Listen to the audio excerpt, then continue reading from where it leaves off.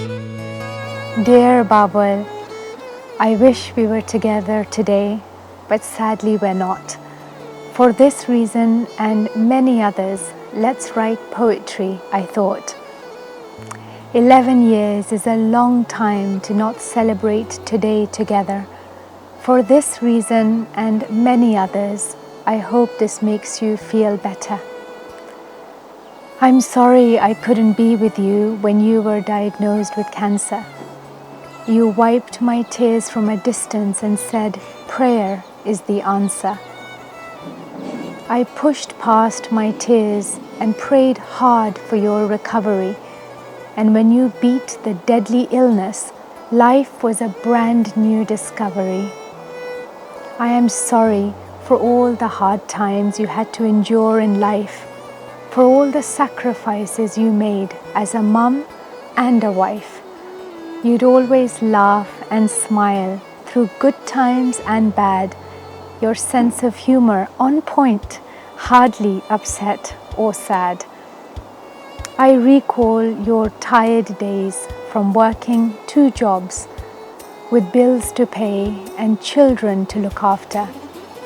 There were only smiles and rarely any sobs. And sobs there were many. With life and its problems, you wiped our tears away and said life was awesome. Remember when we first moved, I had trouble speaking English. Despite mispronouncing words, you taught it to me from start to finish.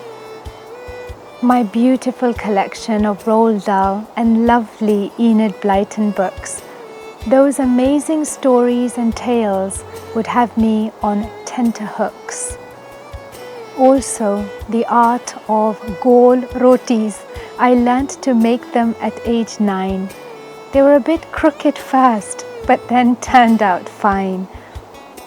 I also enjoyed our foodie creations such as roti pizza and curry pasta.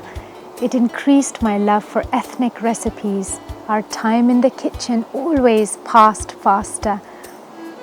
We would often reminisce about life back home, but this was our home now, you said, with beautiful countryside and streets to roam. With our new-found love for baked beans and fish and chips, took some time to adjust to new flavors, foreign and different on our lips. My love for healthy eating encouraged me to opt for nutrition. You supported me relentlessly until I became a dietitian. You stood like a rock when I got married, crying with happiness and joy, too many emotions varied.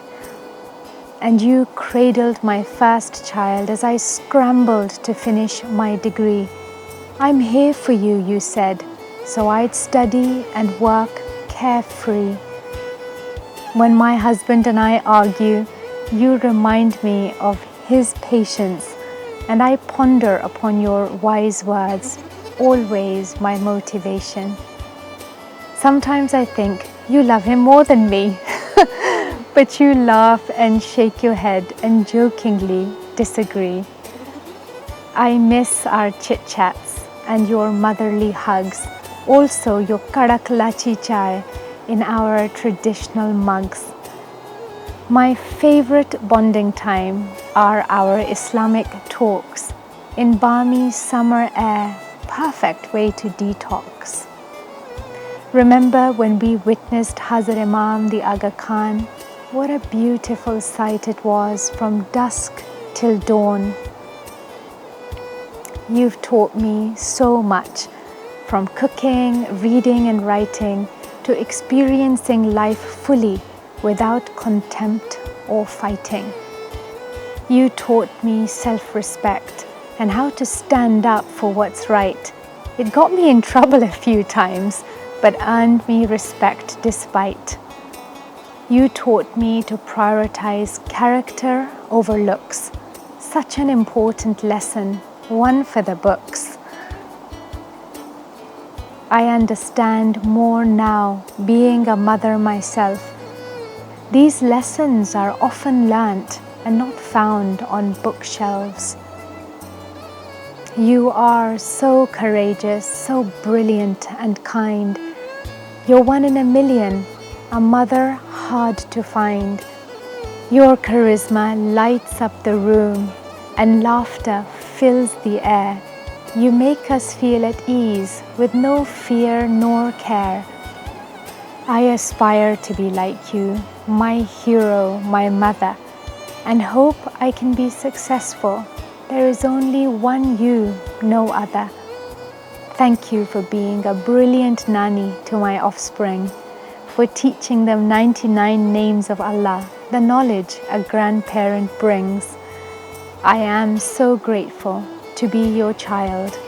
Every day is a blessing with your contagious smile. Thank you for all you have done and taught and shown me. I'll be lost without you. A life I can never see.